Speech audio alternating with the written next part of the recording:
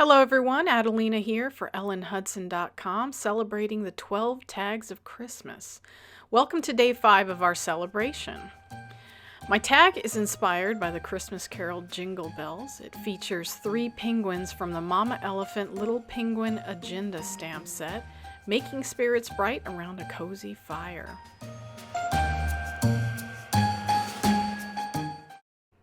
My tag is layered with elements from the Essentials by Ellen Alpine Window die. I use the Essentials by Ellen Landscapes die to create the wavy hill that I'll be using in the background. The tiny Christmas tree is from the Mama Elephant Holiday Biddies. It's one of my favorite holiday stamp sets for gift tags.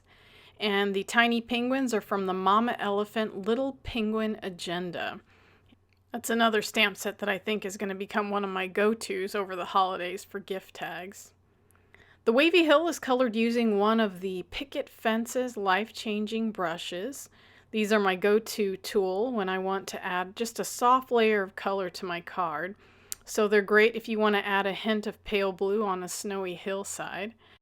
To add some snow to my hilltop, I pulled out some anti-static powder and brushed it over the hillside. Then I went over that hillside edge with my Versa marker and the Wow White Puff embossing powder. If you've never used the Versa marker before, it's really great for detailed areas on an image that you want to emboss or adding snow to a hilltop edge like I'm doing today. The Wow White Puff embossing powder comes in an ultra high version, but for today's project I went with the plain White Puff version. It gives a really great textured puffy finish when you heat emboss it, and that's really awesome for these snowy hilltops where you want just a hint of snow on that edge. To create my snowy night background, I layered some chipped sapphire and blueprint sketch oxide inks. I pulled out my Picket Fence's life-changing brush again for blending the colors. When I'm using similar colors like this, I don't clean off my brush. I blend my oxides over one of the Tim Holtz Tonic Replacement non-stick mats and pull the ink that's left on that surface onto my project. I like how this creates a nice blend between the two colors I'm using. I don't know if you can see it, but there's an area on that circle that isn't being covered well. It's where the tape that held my paper in place was located when I die cut the circle. It left some adhesive residue on that surface, so I'll just hide that under one of my layers. No big deal. It will not be noticeable once the project is finished. These two colors are quickly becoming my favorite for blending to create a night sky. I've also used faded jeans and stormy skies on other projects. I don't know if you guys have any favorites for night backgrounds. I tend to play around with different ones depending on the project, but this seems to be the combo that I've used the most recently.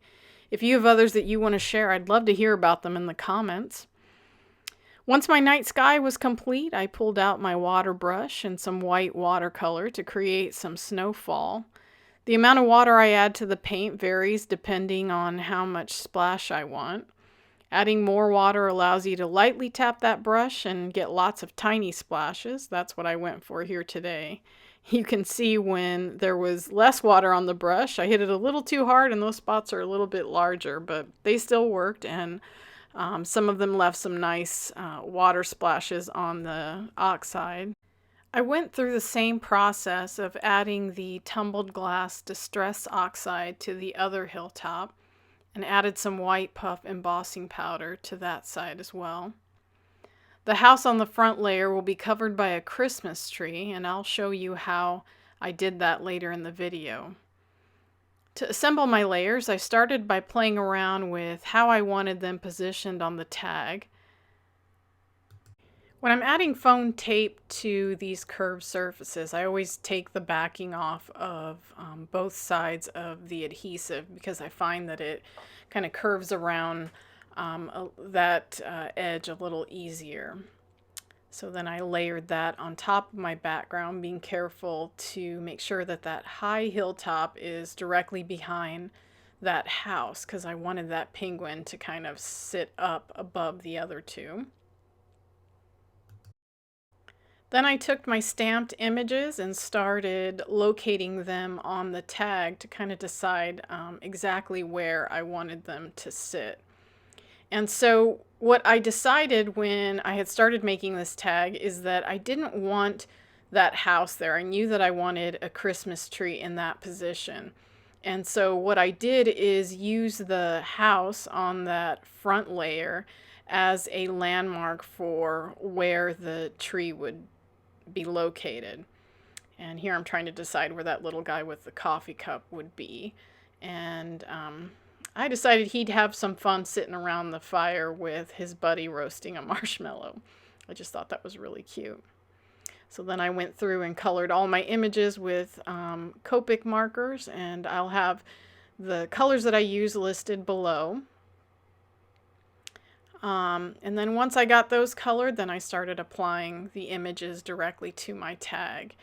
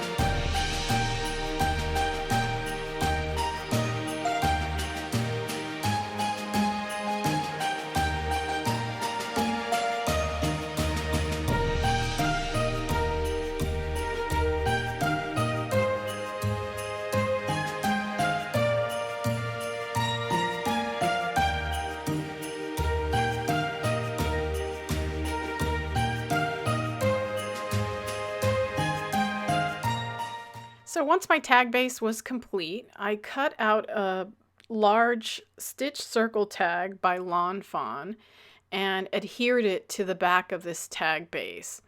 And I took my time positioning it to make sure that that loop was at the right spot on top of my tag. And then I cut out another large circle from that Alpine window set to layer on the back of this so that it had a more finished look. This is a great trick to use if you want to turn any shape into a gift tag. There are several tags on the market that you probably have in your stash that have a similar loop up top, and all you have to do is sandwich it between two of the shapes so that you have that finished look, and it works out great. So the next thing I did is pull out my Memento ink in Tuxedo Black and stamp some candy canes from that Mama Elephant Holiday Biddies stamp set.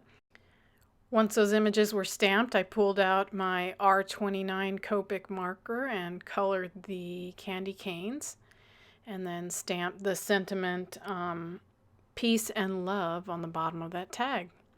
Then I pulled out a couple of little bells since my inspiration was Jingle Bells, and added that to the top of my tag to finish it off with some red and white twine. I hope you enjoyed this video. Thank you for stopping by today. I hope you'll check out the other tags this week as we continue our celebration of the 12 tags of Christmas. You'll find all the supplies for this project in the description below. If you liked it, please be sure to give us a thumbs up. Thanks for stopping by today. Have a great day.